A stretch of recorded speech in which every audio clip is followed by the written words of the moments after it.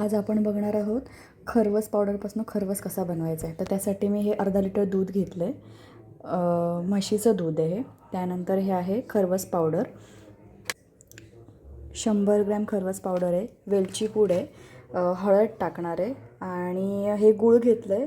आता हे जास्त आहे पण थोडंसं आपण टेस्ट करून जर जास्त गोड नको असेल तर थोडंसं कमी वापरू शकतो.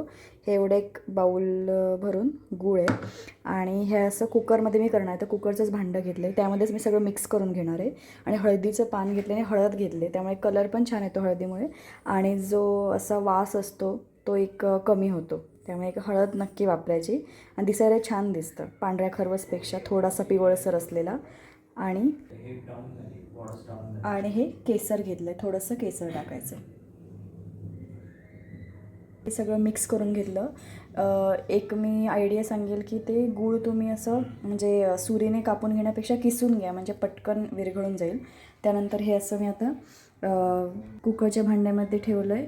हे थोडंसं पाणी टाकून आता मी हे कुकरमध्ये ठेवणार आहे आणि कुकरला शिट्टी लावायची नाही आणि ते एक 20 ते 25 मिनटं तसंच मंद गॅसवरती ठेवून द्यायचं आहे. आता खरवस तयार आहे. थोडासा फ्रीजमध्ये एक रात्रभर ठेवायचं म्हणजे छान सेट होतो. छान 12 तास फ्रीजमध्ये ठेवून हा खरवस तयार आहे. मस्त घट्ट चांगले तुकडे पडलेत.